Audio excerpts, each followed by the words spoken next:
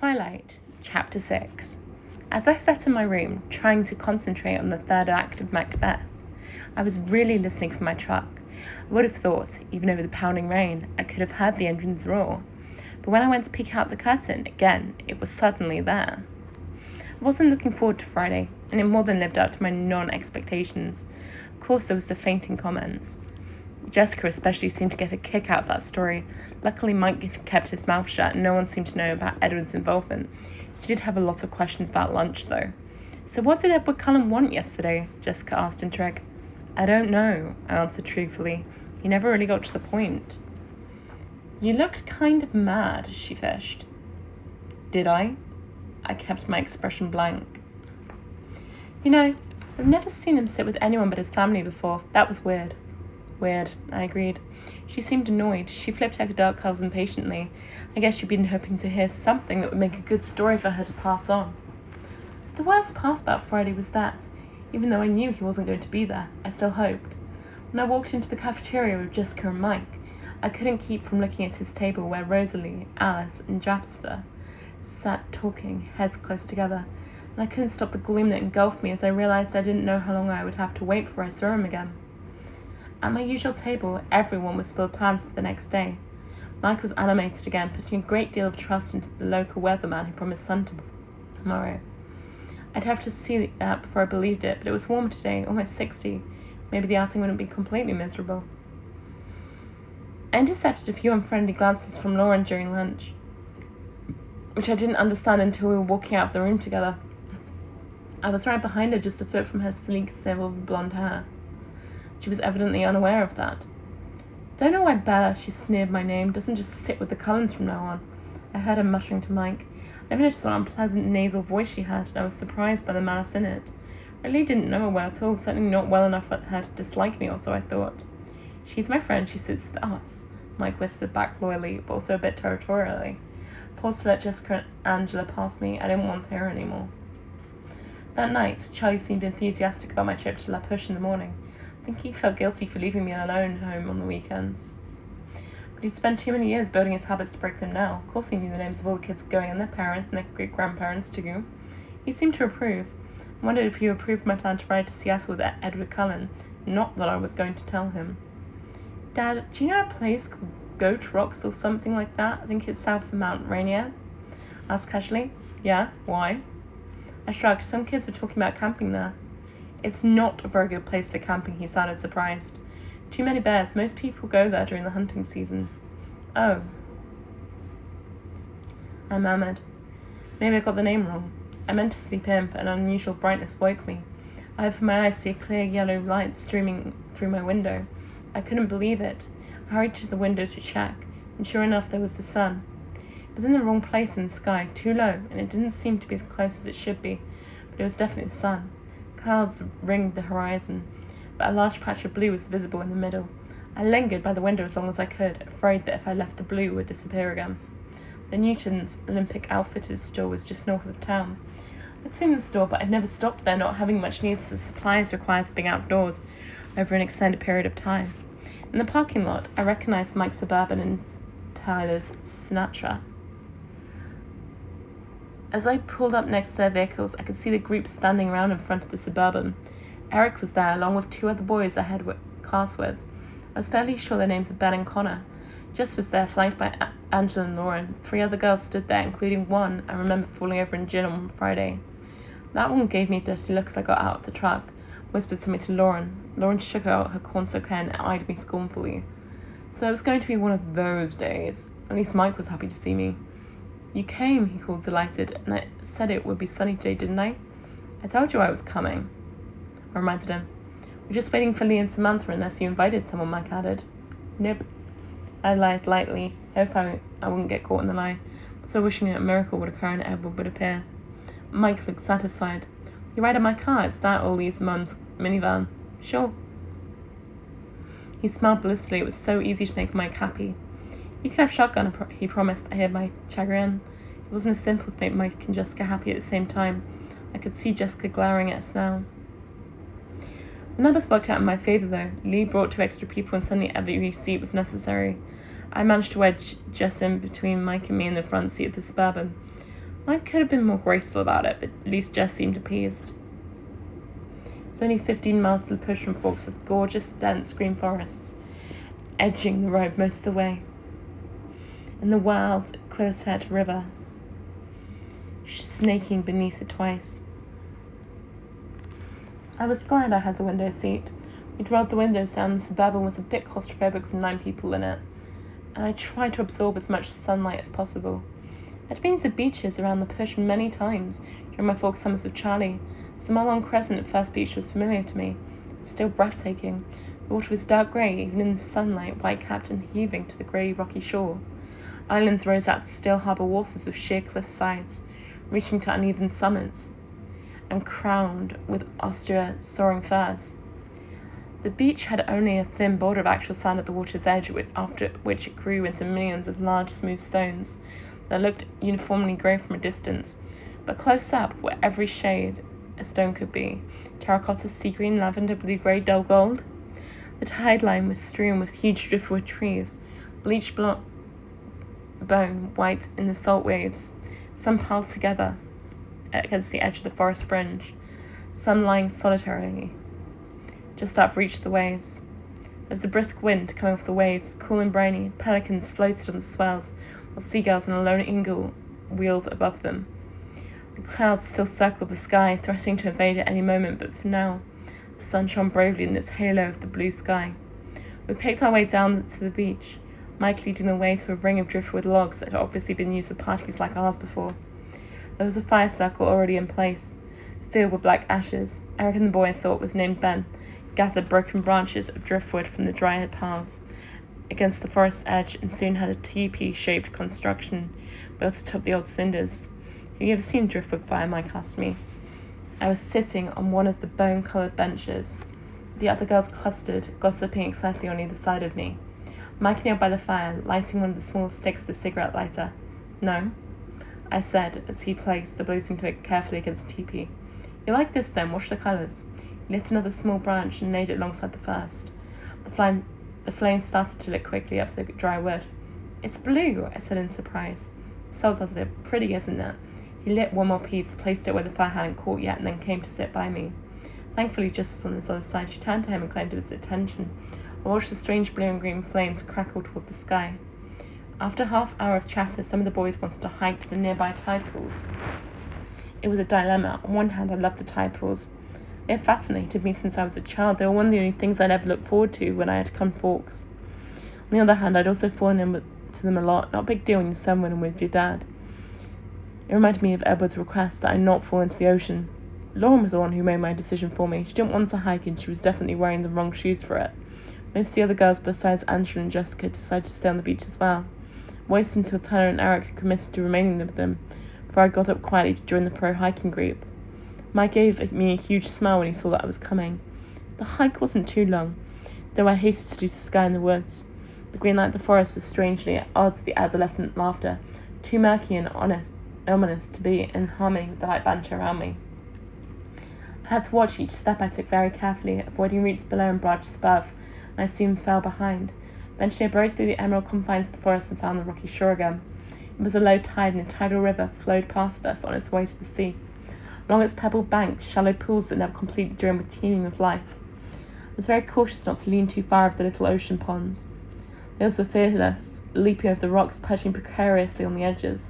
I found a very stable-looking rock on the fringe of one of its largest pools and sat there cautiously, spellbound by the natural aquarium below me. The bouquets of brilliant anemones undulated ceaselessly in the invisible current. Twisted shells scurried about the edges, obscuring crabs with them. Starfish stuck motionless to rocks and each other, while one small black eel with white racing stripes wove through the bright green weeds, waiting for the sea to return. I was completely absorbed, except for one small part of my mind that wondered what Edward was doing now, trying to imagine what he would be saying if he were here with me. Finally, the boys were hungry, and I got up stiffly to follow them back. I tried to keep up better this time through the woods, so naturally I fell a few times. I got some shallow scrapes on my palms, and the knees of my jeans were stained green. But it could have been worse. When we got back to the first beach, the group we had left behind had multiplied. As we got closer, we could see the shining straight black hair and the copper skin of the newcomers. Teenagers from the reservation come to socialize. The food was already being passed around, and the boys hurried to claim a share while Eric introduced us as we each entered the driftwood circle. Angela and I were the last to arrive, and as Eric said our names, I noticed a younger boy sitting on the stones near the fire glance up at me in interest. I sat down next to Angela. Mike brought us sandwiches and an array of sodas to choose from, while a boy who looked to be the oldest of the visitors rattled off the names of the 7 others with him. All I caught was that one of the girls was also named Jessica, and the boy who noticed me was named Jacob. It was relaxing to sit with Angela, who was a restful kind of person to be around. She didn't feel the need to fill every silence with chatter. She left me free to think undisturbed while we ate. And I was thinking about how disjointedly time seemed to flow in forks, passing in a blur at times, with single images standing out more clearly than others. And then, at other times, every second was significant, etched in my mind. I knew exactly what caused the difference, and it disturbed me. During lunch, the clouds started to advance, slinking across the blue sky, darting out in front of the sun momentarily, casting long shadows across the beach and blackening the waves. As they finished eating, people started to drift away in twos and threes. Some walked down to the edge of the waves, trying to skip rocks across the choppy surface. Others were gathering a second expedition to the tide pools. Mike, with Jessica shadowing him, headed up to the one shop in the village. Some of the local kids went with them, others went along on the hike. By the time they had all scattered, I was sitting alone on my driftwood log, with Lauren and Tyler occupying themselves by the CD player. Someone had thoughts of bringing 3 teenagers from the reservation perched around the circle, including the boy named Jacob and the honest boy who had acted as a spokesperson. A few minutes after Angela left the hikers, Jacob sauntered over to take a place by my side. He looked 14, maybe 15, and had long, glossy black hair, pulled back with a rubber band at the nape of his neck. His skin was a beautiful, silky and russet-coloured. His eyes were deep, dark set above the high panes of his cheekbones. He still had just a hint of childish roundness left in his face. Altogether, a very pretty face. However, my positive opinion of his looks was damaged by the first words out of his mouth. "You're Isabella Swan, aren't you?" It was like the first day of school all over again. "Bella," I sighed. "I'm Jacob Black." He has his hand out in a friendly gesture. "You bought my dad's truck." "Oh," I said, relieved, shaking his sleek hand. "You're Billy's son. Probably should remember you." "No. I'm the youngest of my family. You remember my older sisters." "Rachel and Rebecca," I suddenly recalled. Charlie and Billy had thrown us together a lot during my visits to keep us busy while they fished. We were all too shy to make much progress as friends. Of course, I'd kicked up enough tantrums to end the fishing trips by the time I was 11. "Are they here?" I examined the girls at the ocean's edge, wondering if I would recognize them now. "No." Jacob shook his head. "Rachel got a scholarship to Washington State, and Rebecca married a Samoan surfer. She lives in Hawaii now." "Married? Wow." I was stunned. The twins were only a little over a year older than I was. "So, how do you like the truck?" he asked. "I love it. It runs great." "Yeah, but it's really slow," he laughed. I was so relieved when Charlie bought it. My dad wouldn't let me work on building another car when we had a perfectly good vehicle right here. "It's not that slow," I objected. "No." "Have you tried to go over a 60? "No," I admitted. "Good, don't," he grinned. I couldn't help grinning back. It does great in a collision, offered in my truck's defense. "I don't think a tank could take out that old monster," he agreed with another laugh. "So you build cars?" I asked, impressed. "When I have free time and parts. It wouldn't happen to know where I could get my hands on a master cylinder for a 1986 Volkswagen Rabbit," he added jokingly. He had a pleasant, husky voice. "Sorry," I laughed. "I haven't seen any lately, but I'll keep my eyes open for you." As if I knew what that was. He was very easy to talk to. He flashed a brilliant smile looking at me appreciatively in a way I was learning to recognize. I wasn't the only one who noticed. "You know Bella, Jacob?" Lauren asked, in what I imagine was an insolent tone far across from the fire. "We sort of known each other since I was born," he laughed, smiling at me again. "How nice." She didn't sound like she thought it was nice at all, and her pale, fishy eyes narrowed. "Bella?" She called it again, watching my face carefully. "I was just saying to Tyler it was too bad none of the Cullens could come out today. Didn't anyone think to invite them?" Her expression of concern was unconvincing. "You mean Dr. Carlisle's family?" the taller, older boy asked before I could respond much to Lauren's irritation. He was really closer to a man than a boy, and his voice was very deep. "Yes, do you know them?" she asked condescendingly, turning halfway towards him. "The Cullens don't come here," he said in a tone that closed the subject, ignoring her question. Tyler, trying to win back her attention, asked Lauren's opinion on a CD he held. She was distracted. I stared at the deep-voiced boy, taken aback. He was looking away in the dark voice behind us. He said that the Cullens didn't come here, but his tone implied something more, that they weren't allowed, they were prohibited. His manner left a strange impression on me, and I tried to ignore it without success. Jacob interrupted my medication. "So, is Fawkes driving you insane yet?" "Oh, say that's an understatement," I grimaced. He grinned understandingly. I was still turning over the brief comment on the Cullens, and I had a sudden inspiration. It was a stupid plan, but I didn't have any better ideas. I hoped that young Jacob was yet inexperienced around girls, so he wouldn't see through my sure-to-be pitiful attempts at flirting. "Do you want to walk down the beach with me?" I asked, trying to imitate the way Edward had of looking up at from underneath his eyelashes. It couldn't have nearly the same effect, I was sure, but Jacob jumped up willingly enough. As we walked north across the multi-hued stone toward the driftwood sea-wall, the clouds finally closed ranks across the sky, causing the sea to darken and the temperature to drop. I shoved my hands deep into the pocket of my jacket. "So you're what, 16? I asked, trying to not look like an idiot as I fluttered my eyelashes the way I had seen girls do on TV. "I just turned 15, he confessed, flattered. "Really?" My face was full of surprise. "I would have thought you were older. I'm tall for my age," he explained. "Do you come up to Fawkes much?" I asked archly, if I was hoping for a yes. It sounded idiotic to myself. I was afraid he would turn on me with disgust and accuse me of my fraud, but he seemed flattered. "Not too much," he admitted with a frown. "But when I get my car finished, I can go up as much as I want after I get my license." Who was that older boy Lauren was talking to? He seemed a little older than to be hanging out with us. I purposely lumped myself in with the youngsters, trying to make it clear that I preferred Jacob. "That's Sam. He's 19, he informed me." "What was he saying about the doctor's family?" I asked innocently. "The Cullens. Oh, they're not supposed to come into the reservation." He looked away out towards Jamesland and confirmed what I thought I'd heard in Sam's voice. "Why not?" He glanced back at me, biting his lip. "Oops, I'm not supposed to say anything about that." "Oh, I won't tell anyone. I'm just curious." I tried to make my smile alluring, wondering if I was laying it on too thick. He smiled back, though, looking allured. Then he lifted one eyebrow and his voice was even huskier than before. "Do you like scary stories?" he asked ominously. "I love them," I enthused, making an effort to smother at him. Jacob strolled to a nearby driftwood tree that had its roots sticking out like attenuated legs of a huge pale spider. He perched lightly on one of the twisted roots while I sat beneath him on the body of the tree. He stared down at the rocks, a smile hovering around the edges of his broad lips. I could see he was going to try and make this good. I focused on keeping the vital interest I felt out of my eyes. "Do you know any of our old stories about where we came from? The Quilletets, I mean," he began. "Not really," I admitted. There are lots of legends. Some claim to date back to the flood. Supposedly, the ancient Quillets tied their canoes to the tops of the tallest trees on the mountain, survived like Noah and the Ark. He smiled to show me how little stock he put into the histories. Another legend claims we descended from wolves, that wolves are our brothers still. It's against tribal law to kill them. Then there are stories about the cold ones. His voice dropped a little lower. "The cold ones?" I asked, not faking my intrigue now. "Yes, there are stories of the cold ones as old as the wolf legends and some much more recent. According to legend, my own great-grandfather knew some of them. He was the one who made the treaty that kept them off our land." He rolled his eyes. "Your great-grandfather," I encouraged. "He was a tribal elder, like my father.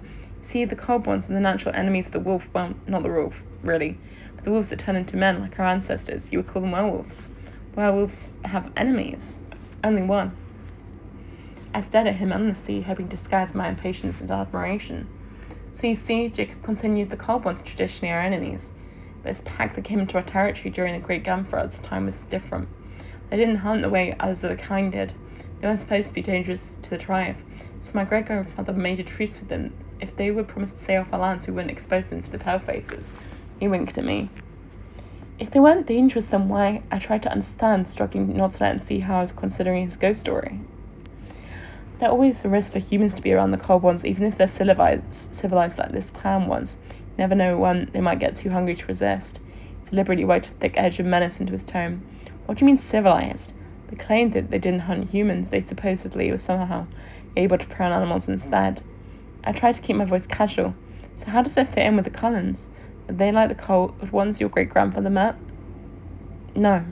He paused dramatically. "They are the same ones." He must have thought the expression on my face was fear inspired by a story. He smiled, pleased, and continued. There are more of them now, a new male and a new female, but the rest are the same. In my great-grandfather's time, they already knew of the leader, Carlyle. He had been here and gone before your people had even arrived. He was fighting a smile. And what are they? I finally asked, what are the cold ones? He smiled darkly. Blood drinkers, he replied in a chilly voice. Your people call them vampires. I stared out at the rough surf after he answered, not sure what my face was exposing. You have goosebumps, he laughed delightedly. You're a good storyteller, I complimented him, still staring into the waves. Pretty crazy stuff, though, isn't it? I wonder my dad doesn't want us to talk about it to anyone. I couldn't control my expression enough to look at him yet. Don't worry, I won't give you away. I guess I just violated the treaty, he laughed. I'll take it to the grave, I promised, and then I shivered. Seriously though, don't say anything to Charlie. He was pretty mad at my dad when he heard that some of us weren't going to the hospital since Dr. Cullen started working there. I won't, of course not. So do you think we're a bunch of superstitious natives or what? He asked in a playful tone with a hint of worry. Still hadn't looked away from the ocean. I turned and smiled at him as normally as I could. No, I think you're very good at telling scary stories though. I still have goosebumps, Steve. I held up my arm. Cool, he smiled. Then the sound of the beach rocks clashing against each other warned us that someone was approaching. Our heads snapped up at the same time to see Mike and Jessica about 50 yards away, walking toward us. There you are, Bella, Mike called in relief, waving his arm over his head. Is that your boyfriend? Jacob asked, alerted by the jealous edge in Mike's voice. I was surprised it was so obvious. No, definitely not, I whispered. I was tremendously grateful to Jacob and eager to make him as happy as possible. I winked at him, careful turning away from Mike. To do so, he smiled, elated by my net flirting. So when I get my license, he began, you should come see me in Folks, we can hang out sometime. I felt guilty as I said this, knowing that I'd used him. But I really did like Jacob. He was someone I could easily be friends with. Mike had reached us now with Jessica still a few paces back. I could see his eyes appraising Jacob and looking satisfied at his obvious youth. Where have you been? He asked, although the answer was right in front of him. Jacob was just telling me some local stories, I volunteered. It was really interesting. I smiled at Jacob warmly and he grinned back. Well, Mike paused, carefully reassessing the situation as he watched our camaraderie. We're packing up. It looks like it's going to rain soon. We all looked up at the glowering sky. It certainly did look like rain. Okay, I jumped up. I'm coming. It was nice to see you again, Jacob said. I could tell he was taunting Mike just a bit. It really was. Next time Charlie comes down to see Billy, I'll come too, I promised. His grin stretched across his face. That would be cool. And thanks, I added earnestly. I pulled up my hood as we tramped across the rocks towards the parking spot. A few drops were beginning to fall, making black spots on the stones where they landed. When we got to the Suburban, the others were already loading everything back in. I crawled into the back seat by Angela and Tyler, announcing that I'd already had my turn in shotgun position. Angela just stared out the window in the escalating storm, and Lauren twisted around in the middle seat to occupy Tyler's attention. So I could just simply lay my head back on my seat and close my eyes and try very hard not to think.